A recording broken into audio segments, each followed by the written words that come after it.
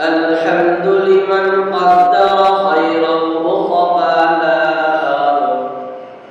الحمد لمن قدر خيرا وخبالا والشكر لمن صور حسنا وجمالا والشكر لمن صور حسنا وجمالا فرد صمد عن صفة الخلق بريء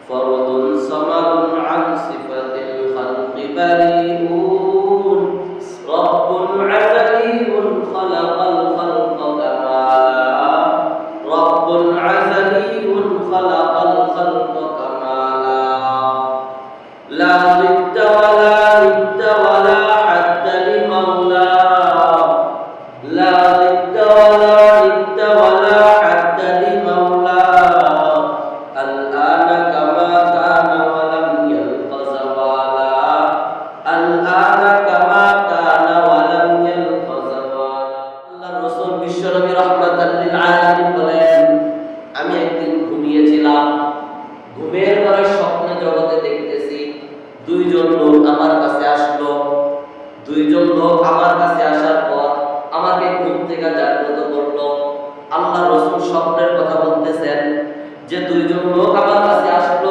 আয়েশা আমাকে ঘুম থেকে জাগ্রত করলো করার পর আমাকে একটা দুর্গম পাহাড়ের কাছে নিয়ে গেল বিশাল বড় এক পাহাড় এই পাহাড়ের সামনে নিয়ে আমাকে দাঁড় করাইলো দাঁড়া করানোর পর ওই দুইজন লোক আমাকে বলতেছে ইয়া রাসূলুল্লাহ ইয়া হাবিবাল্লাহ ও আল্লাহর নবী আপনি পাহাড়ের চূড়ার ভিতরে ওঠেন পাহাড়ের উপরে ওঠেন আল্লাহর রাসূল বিশ্বনবী রাহমাতাল লিল আলামিন বলেন আমি ওই দুইজন ব্যক্তিকে বললাম ভাই আমি তো পাহাড়ের উপরে উঠতে পারবো না এটা আমার জন্য কষ্টসাধ্য হয়ে যাবে ওই দুইজন লোক বলতেছে ইয়া রাসূলুল্লাহ ইয়া হাবিবাল্লাহ আপনার কোনো টেনশন নাই আমরা দুইজন আপনাকে উঠতে সাহায্য করব আল্লাহর রাসূল সাল্লাল্লাহু আলাইহি ওয়াসাল্লাম বলেন ওই দুইজন লোক আমার দুই হাতের বাহুর ভিতরে ধরলো ধরার পর আমাকে আস্তে আস্তে আস্তে আস্তে করে পাহাড়ের একবারে সর্বোচ্চ চূড়ায় নিয়ে পৌঁছায় দিল পৌঁছানোর পর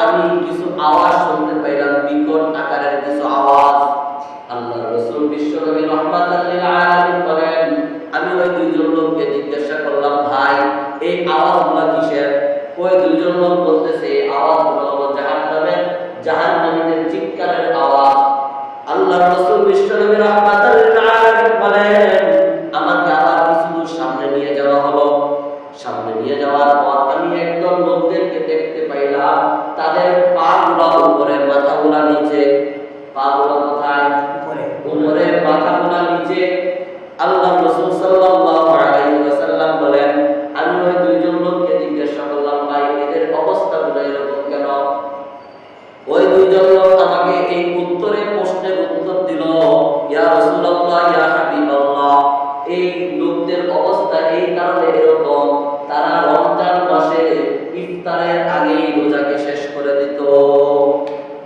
শুধু মাথাগুলো নিচে পাগুলো উপরে এখানে নয় তাদেরকে আগুনের করার দ্বারা তাদের মুখের ভিতরে লাগানো হচ্ছে আর মুখগুলোকে টেনে টেনে ছিন্ন বিচ্ছিন্ন করা হচ্ছে আল্লাহর রাসূল বিশ্বনবী রাহমাতাল লিল আলামিন বলেন ও আমার উম্মতরা এই যে দৃশ্যটা আমি যখন দেখলাম আমার মনের ভিতরে খুব ভয় হয়ে গেল না জানি আমার কোন উম্মত এই বিশ্বের এই শাস্তির সম্মুখীন হয়ে جعل الشمس والقمر بحسبان والنجم والشجر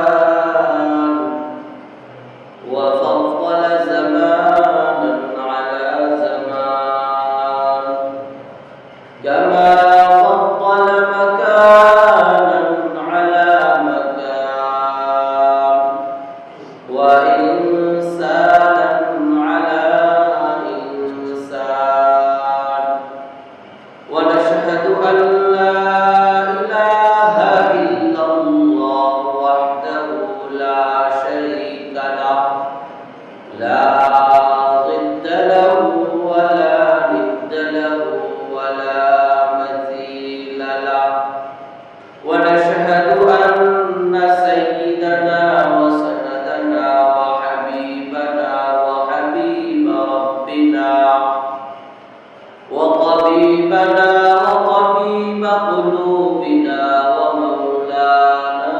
وأولانا محمدا عبده ورسوله صلى الله تعالى عليه وعلى آله وصحابه وبارك وسلم تسليما كثيرا كثيرا. أما بعد فأعوذ بالله من الشيطان الرجيم. بسم الله الرحمن الرحيم.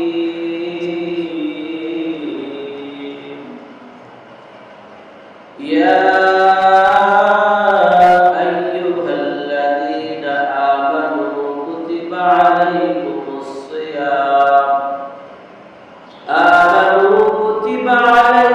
الصيام كما كتب على الذين من قبلكم لعلكم تتقون. আল্লাহ তাআলা কোরআনের ভিতরে বলেন, লা ইন শাকারতুম লা আযীদান্নাকুম ওয়া লা ইন কাফারতুম ইন্না আযাবি লাশাদীদ। যে বান্দা আর বান্দি আমি আল্লাহ তাআলার নিয়ামতের পর নিয়ামত পাইয়া নিয়ামতের শুকরিয়া আদায় করে, আমি আল্লাহ তাআলা তার নিয়ামতকে আরো বাড়ায় দেন। সুবহানাল্লাহ। আল্লাহ তাআলা অপর অংশে বলেন, ওয়া লা ইন কাফারতুম ইন্না আযাবি লাশাদীদ। বান্দা যদি আমার নিয়ামত পাইয়া নিয়ামতের না শুকরিয়া আদায় করে, তাহলে আমি আল্লাহ তাআলার আযাব বড় কঠিন, বড় শক্ত। এই জন্য মেরে মুহতারাম হাজিরিন, আপনাকে আমাকে আল্লাহ তাআলা সুস্থ রেখেছেন না ভাই?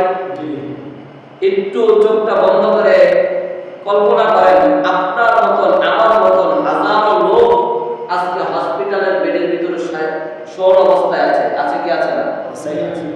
কিন্তু ওই সমস্ত লোকদের থেকে বাছাই করে, যাচাই করে, মহব্বত করে, ভালোবেসে, আদর করে, স্নেহ করে আপনাকে আমাকে আল্লাহ সুবহানাহু ওয়া তাআলা আল্লাহ তাআলার ঘর মসজিদের ভিতরে এনেছেন। শুধু এখানেই ক্ষান্ত করেন নাই, আপনাকে আমার আজকের পবিত্র রমজানুল মুবারকের পবিত্র জুমআর দিন রমজানের পবিত্রতা অর্জন করে রোজা রেখে আল্লাহ তাআলা এখানে সুস্থ অবস্থায় বসিয়ে রেখেছেন। এই জন্য আবার শুকরিয়া আদায় করছি, আলহামদুলিল্লাহ। ভাই, নিয়ামত এমন একটা জিনিস, যখন এই জিনিসটা মানুষের থেকে হাতছাড়া হয়ে যায় তখন মানুষ আফসোস করে। যেরকম ভাবে দুনিয়ার কোনো সুযোগ আসলে, যেমন আজকে রাস্তার সাথে যদি এক কাঠা জমি হয় 1 লক্ষ টাকা, বিশাল বড় একটা সুযোগ না? তো এই 1 লক্ষ টাকা দিয়ে যদি এই সুযোগটা যদি কেউ অর্জন করতে পারে, তার জন্য ভাগ্য ভালো। আর যদি এই সুযোগটা হাতছাড়া হয়ে যায়, যেমন আমার কাছে এখন টাকা নাই, এখন যদি আমাকে কেউ বলে, হুজুর আপনাকে এই জমিটা আমি দিব 1 লক্ষ টাকা দিলে, অথচ এই জমির দাম আছে 50 লক্ষ টাকা, কিন্তু কারণ আমি 1 লক্ষ টাকা হলে এই জমিটা নিতে পারি, এখন আমার জায়গায় আরেকজন এসে নিয়ে নিল, তাহলে আমার সুযোগটা হাতছাড়া হয়ে গেল। ঠিক তদ্রূপ ভাবে দুনিয়ার জমিনের ভিতরে যেরকম সুযোগ হাতছাড়া হয়ে যায়, বান্দার আখিরাতের সুযোগ এখন বান্দার রমজান মাস আল্লাহ তাআলা দিয়েছেন। আল্লাহ তাআলা রাসূল সাল্লাল্লাহু আলাইহি ওয়াসাল্লাম হাদিসের ভিতরে বলেন, বান্দাকে রমজান ছাড়া আল্লাহ তাআলা একটা নেকির পরিবর্তে 10টা নেকি দেয়, আর রমজান মাস আসলে আল্লাহ তাআলা একটা নেকির পরিবর্তে 70টা নেকি দিয়া 700 পর্যন্ত বেহিসাব আল্লাহ তাআলা তার আমলনামায় লেখে। সুবহানাল্লাহ। তাহলে ভাই এটা সুযোগ না? কিন্তু এই সুযোগটা যদি আপনার আমার থেকে হাতছাড়া হয়ে যায়, তাহলে আপনার আমার মতো কপাল করা আল্লাহর জমিনের উপরে আসমানের নিচে আর কেউ।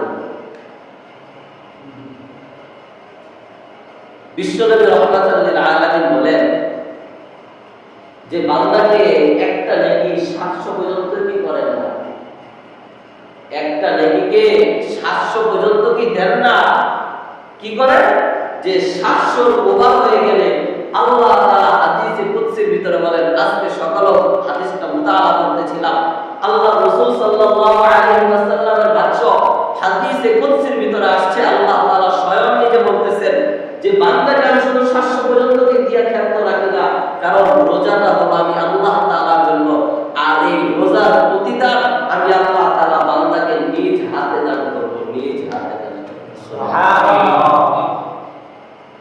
বান্দাকে আমলনামার ভিতরে যখন আমলনামার ডান হাতে দেওয়া হবে, নামাজের পুরস্কারগুলো আল্লাহ তাআলা ফেরেশতাকে বলবেন, ও আমার ফেরেশতা, বান্দার রোজার পুরস্কার বাদ দিয়া, রোজার প্রতিদানটা বাদ দিয়া বাকি যত নেক আমলের প্রতিদান আছে, বাকি যত নেক আমলের পুরস্কার আছে, ওগুলা তোমরা বন্টন করে দাও, শুধু রোজার ক্ষেত্রে আমার কাছে পাঠিয়ে দিবা। কারণ আমি আল্লাহ তাআলা রোজাকে ফরজ করেছি, আমি আল্লাহ তাআলার জন্য করেছি, আর এর প্রতিদান, এর পুরস্কার আমি আল্লাহ তাআলা স্বয়ং নিজেই হয়ে গেছে। সুবহানাল্লাহ।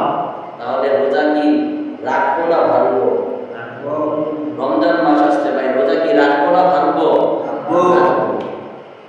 কিন্তু আফসোসের বিষয়, পরিতাপের বিষয়, দুঃখের সাথে বলতে হয়, মুসলমানের ঘরে জন্ম নিয়েছি, নিজেকে নিজে মুসলমান দাবি করি,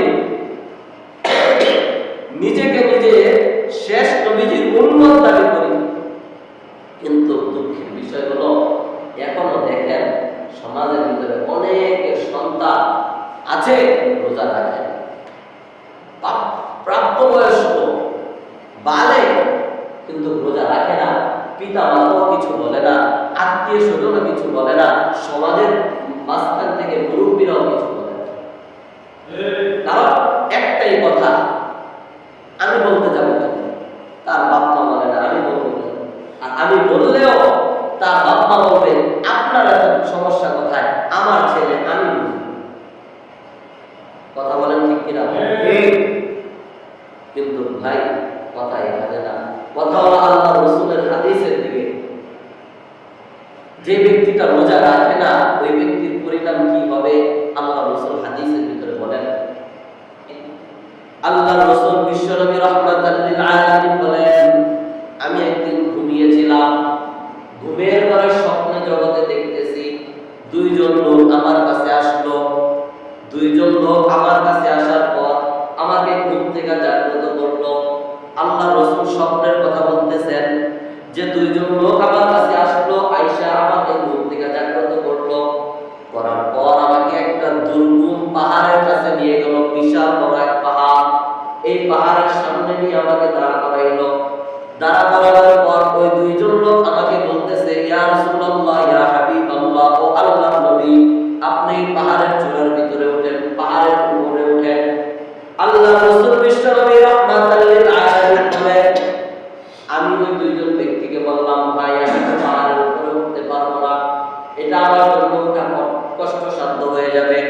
ওই দুইজন লোক বলতেছে, ইয়া রাসূলুল্লাহ, ইয়া হাবিবাল্লাহ, আপনার কোনো টেনশন নাই, আমরা দুইজন আপনাকে উঠতে সাহায্য করব।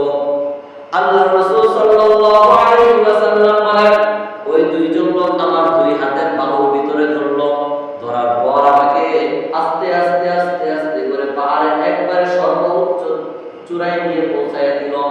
পৌঁছানোর পর আমি কিছু আওয়াজ শুনতে পাইলাম, বিকট আকারের কিছু আওয়াজ। আল্লাহ রাসূল বিশ্বনবী রাহমাতাল লিল আলামিন বলেন, আমি ওই দুইজন লোককে জিজ্ঞাসা করলাম, ভাই এই আওয়াজগুলো কিসের? ওই দুইজন লোক বলতেছে, এই আওয়াজগুলো হলো জাহান্নামীদের চিৎকারের আওয়াজ। আল্লাহ রাসূল বিশ্বনবী রাহমাতাল লিল আলামিন বলেন, আমাকে আবার কিছু দূর সামনে নিয়ে যাওয়া হলো। সামনে নিয়ে যাওয়ার পর আমি একদম লোকদেরকে দেখতে পাইলাম, তাদের পাগুলো উপরে, মাথাগুলো নিচে। পাগুলো কোথায়? উপরে, মাথাগুলো নিচে। আল্লাহ রাসূল সাল্লাল্লাহু আলাইহি ওয়াসাল্লাম বলেন, আমি ওই দুইজন লোককে জিজ্ঞাসা করলাম, ভাই এদের অবস্থাগুলো এরকম কেন? ওই দুইজন লোক আমাকে এই প্রশ্নের উত্তর দিল, ইয়া রাসূলুল্লাহ, ইয়া হাবিবাল্লাহ, এই লোকদের অবস্থা এই কারণে এরকম, তারা রমজান মাসে ইফতারের আগেই রোজাকে শেষ করে দিত। শুধু মাথাগুলা নিচে পাগুলো করে এখানে তো নয়, তাদেরকে আগুনের করার দ্বারা তাদের মুখের ভিতরে লাগানো হচ্ছে আর মুখগুলোকে টেনে টেনে ছিন্ন বিচ্ছিন্ন করা হচ্ছে। আল্লাহ রাসূল বিশ্বনবী রাহমাতুল্লাহ লিল আলামিন বলেন, ও আমার উম্মতরা, এই যে দৃশ্যটা আমি যখন দেখলাম আমার মনের ভিতরে খুব ভয় হয়ে গেল। না জানি আমার কোন উম্মত এই দৃশ্যের এই শাস্তির সম্মুখীন হয়ে যায়।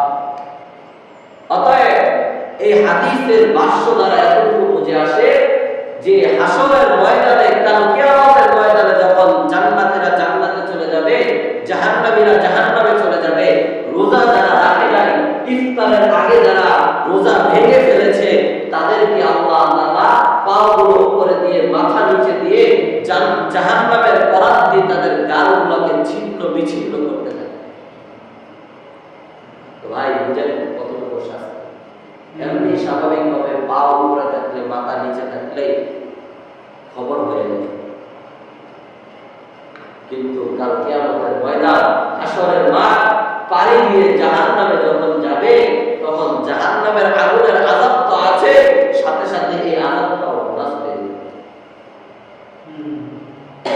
শুধু এতটুকুই না, যদি কোনো বান্দা একটা রোজা ভেঙে ফেলে, একটা রোজা অনিচ্ছাকৃতভাবে নয় ইচ্ছাকৃতভাবে ভেঙে ফেলছে, যদি কোনো কারণ নাই, কোনো ওজন নাই, না আছে সে সফরে, না আছে সে অসুস্থ, কোনো কিছু না, তার সুস্থতা ভালো, তার শরীরের গঠন ভালো, সে সুস্থ, কিন্তু অলসতা করে খামখেয়ালি করে একটা রোজা ভেঙে ফেলছে ইচ্ছাকৃতভাবে বা রাখে নাই, আল্লাহ রাসূল হাদিসের ভিতরে বলেন, ওই ব্যক্তিটা যদি সারা জীবন রোজা রাখে, তারপরও রমজানের একটা রোজার সমান হবে না। সারা জীবন রোজা রাখবে, রমজানের একটা রোজার সমান তার রোজা হবে না। কিন্তু যদি সে অসুস্থ হয়, এমন অসুস্থ যে রোজা রাখলে তার অসুস্থতা বেড়ে যাবে, বা সে সফরে আছে, রোজা রাখলে তার সফর করাটা কষ্ট হয়ে যাবে, সেই ক্ষেত্রে হাদিসের ভিতরে তো আছে আল্লাহ তাআলা কোরআনের ভিতরে সূরাতুল বাকারা 135 নাম্বার 85 নাম্বার আয়াতের ভিতরে আল্লাহ তাআলা বলে দিয়েছেন, যদি কোনো বান্দা রোজার কারণে অসুস্থতা বেড়ে যায়, যদি কোনো বান্দা রোজার কারণে সফর করতে কষ্ট হয়ে যায়, তাহলে ওই বান্দার জন্য মওকুফ করা হলো, ওই বান্দা পরবর্তীতে এই রোজাগুলা রমজানের পরে রেখে দিতে পারবে। কিন্তু বান্দা যদি অসুস্থতা বেড়ে না যায়, বান্দা রোজা রাখলে তার শরীরের কোনো ক্ষতি হবে না, বান্দা রোজা রাখলে তার সফরের কোনো কষ্ট হবে না, সেই ক্ষেত্রে যদি সে ইচ্ছাকৃতভাবে রোজা ভাঙে, আল্লাহর রাসূল বলেন সে জাহান্নামে তো যাবে, সারা বছর নয়, সারা জীবন রোজা রাখলেও একটা রোজার সওয়াবের সমান হবে না। সারা জীবন রোজা রাখলে একটা রমজানের রোজার সওয়াবের সমান সে পাবে না। কিন্তু অসুস্থ, সফরে কষ্ট হয়ে যাবে, রোজা ভেঙে ফেলছে, আল্লাহ রাসূল বলেন যে পরবর্তীতে একটা রোজা করে নেবে, তাহলে আল্লাহ তাআলা সমপরিমাণ সওয়াব দিয়ে দিবেন। সুবহানাল্লাহ।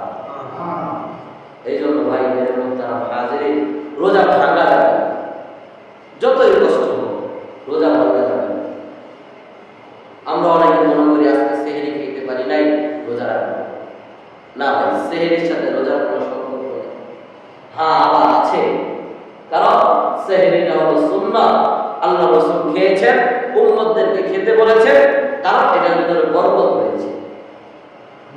সেহরি খাওয়া কি ভাই সুন্নাত, এটা খাইলে কি হবে? বরকত হবে, বরকতের খাবার।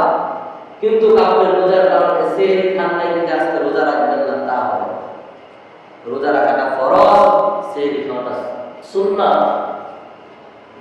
হ্যাঁ, কোনো কারণবশত খাইতে পারেন না, খায় রোজা রাখবেন। আগেরকার যুগে যখন রোজা ফরজ হয়, তখন সর্বপ্রথম এরকম ভাবে ফরজ হয়েছিল, একটা রোজা ফরজ হয়েছিল, একটা রোজা। তাও আবার সেটা হলো তিনটা রোজা প্রথমে ফরজ হয় হযরত আদম আলাইহিস সালাতু ওয়াস সালামের যুগে। তিনটা রোজা, সেটা হলো আইয়ামে বীজের রোজা, 13, 14, 15, প্রতি মাসে চন্দ্র মাসে 13, 14, এর পরবর্তীতে হযরত মুসা আলাইহিস সালাতু ওয়াস সালামের যুগে আয়েশা একটা রোজা ফরজ হয়, সেটা হলো মুহররমের একটা রোজা। এর পরবর্তীতে আয়েশা আল্লাহ তাআলা এরকম ভাবে পুরো একটা মাস রোজা রাখার ফরজ বিধান নাযিল করে দিলেন, চালু করে দিলেন।